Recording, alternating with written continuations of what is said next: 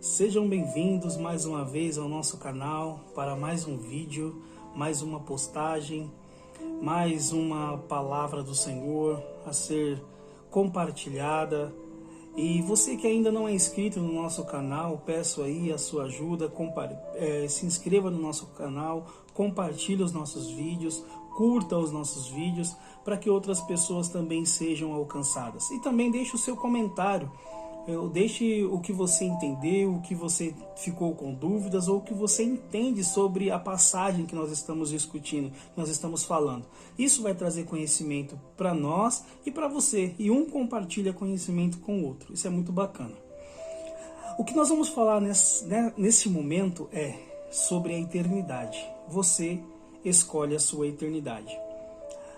E não deixaria de escolher um tema. Esse tema é polêmico. Essa passagem bíblica, olha, já vi discussão entre teólogos, filósofos, arqueólogos, pessoas muito estudadas discutindo sobre essa palavra, principalmente quando se trata do diálogo entre três pessoas que já morreram, né? Que é no caso Abraão, o rico e Lázaro, conversando ali na parábola que Jesus faz. Isso é um tema muito discutido, um tema que muitas pessoas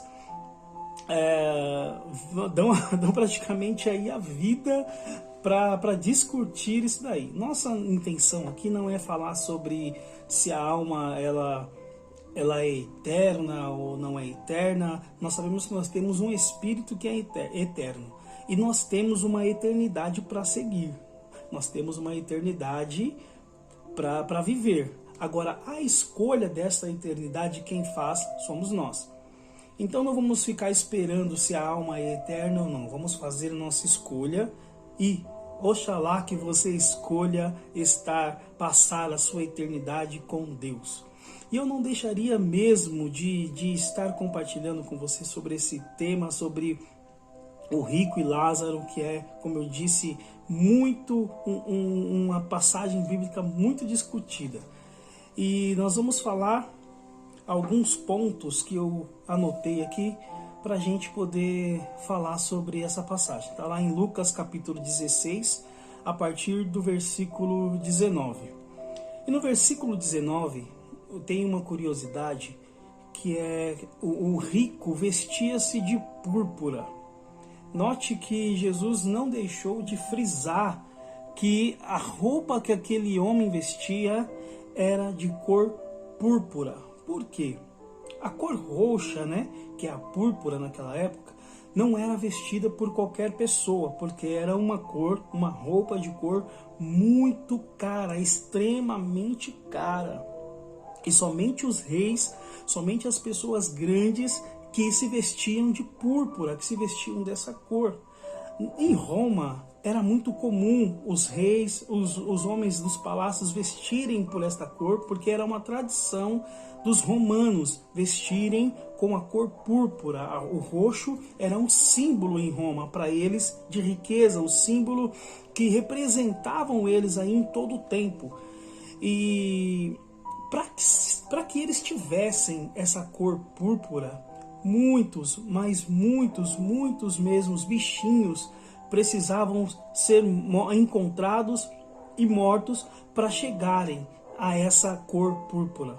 Os molúsculos que eles procuravam no alto mar para poder fazer essa cor, eles capturavam muitos desses molúsculos, mas faziam pouca cor, pouca tinta. E é por isso que era muito caro, que era muito somente para os ricos, porque para você ter uma ideia, a roupa ela era paga pelo seu peso, e um manto daquela era muito pesado, era pago em ouro pelo seu peso. Então dizem ser extremamente caro.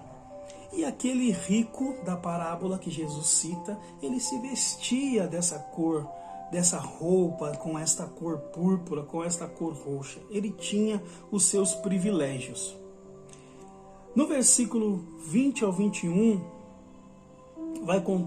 vai nos falar sobre um contraste, que Lázaro desejava se alimentar das migalhas, Enquanto o rico ostentava a púrpura, Lázaro desejava se alimentar das migalhas que caíam da mesa deste rico.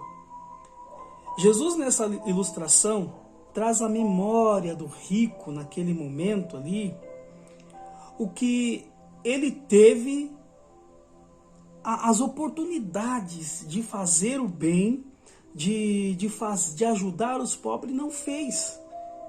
Depois que morre, já é tarde.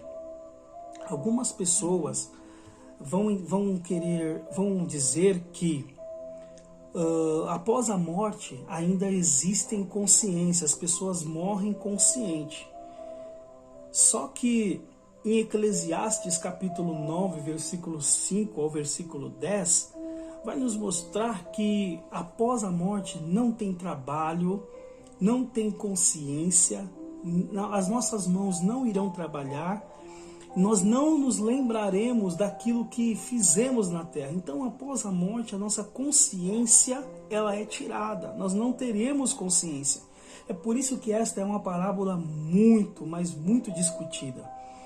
E o rico, e Jesus ele está querendo ilustrar que a oportunidade que nós temos de fazer o bem é enquanto nós vivemos.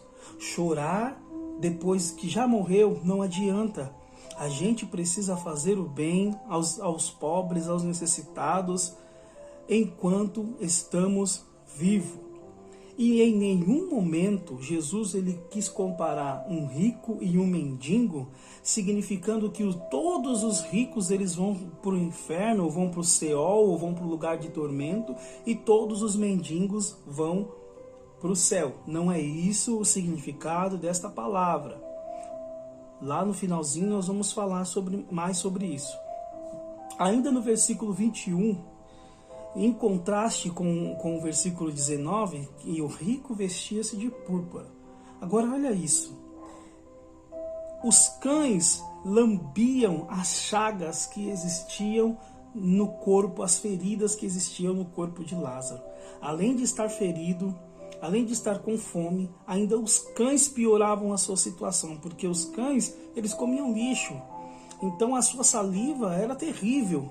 Quando eles lambiam ali as feridas de Lázaro, somente piorava. Só piorava o problema, a situação de Lázaro, enquanto o rico, lógico, ostentava ali a sua cor púrpura, suas vestes maravilhosas, enfim. Agora o versículo 22 do capítulo 16 fala uma coisa interessante, o seio de Abraão. Isso é importantíssimo e é interessante frisar. O seio de Abraão, que o versículo está dizendo, não é o céu onde Deus está. E o Seol, que o versículo 19 está dizendo que o homem rico foi, não é o inferno. O inferno não foi inaugurado e o Seol também não, e o céu não foi inaugurado. O seio de Abraão é um lugar considerado um lugar de descanso, o que os mortos recebem, que os mortos vão após a sua morte, que as pessoas vão após a sua morte. Inclusive, olha que interessante isso. Você já parou para pensar o que significa a palavra cemitério e qual a origem desta palavra? A palavra cemitério, ela tem uma origem grega, que é coemiterium, e significa para nós lugar para dormir. Então, quando a pessoa morre, entende-se em uma totalidade, quando as pessoas morrem, o seu corpo, a sua alma, o seu espírito, eles vão dormir, eles vão descansar. Acabou. Quando Jesus vir a julgar o seu povo, no grande julgamento, no julgamento final, essas pessoas receberão a sentença de onde vão. Ainda não tem lugar determinado para os mortos. As pessoas receberão a sentença no dia do julgamento. Nós veremos também isso mais para frente. E Um ponto importante nesta parábola é que Jesus já está se referindo à situação das pessoas após o julgamento. E algumas pessoas acreditam que quando a morte chega, os mortos já sabem em qual caminho está sendo direcionada a sua alma.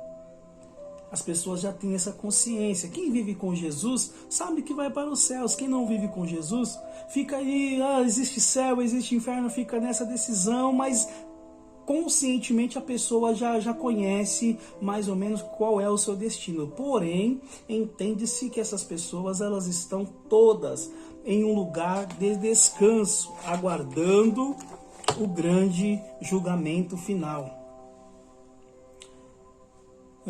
No versículo 23,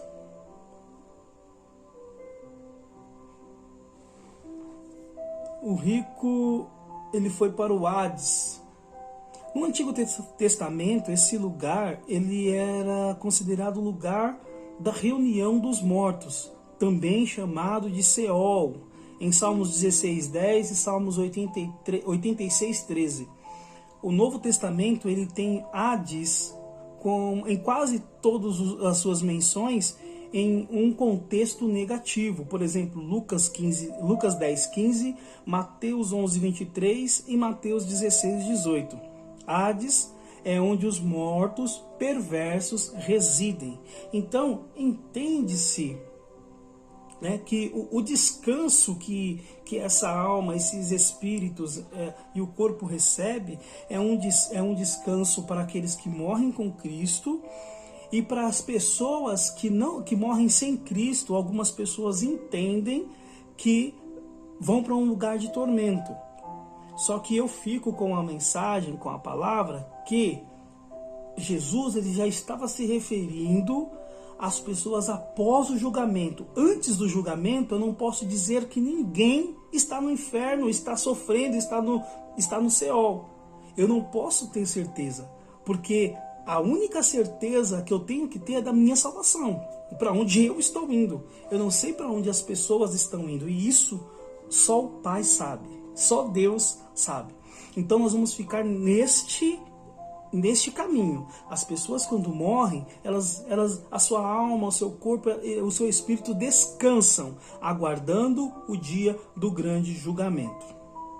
Nos versículos 24 e 25, esse é um versículo interessante, onde o rico fala assim para Abraão: Pai Abraão, permita que Lázaro molhe o seu dedo e me refresque a língua, me refresque a garganta, porque eu não estou aguentando o calor do fogo aqui, não estou aguentando tão quente que é aqui.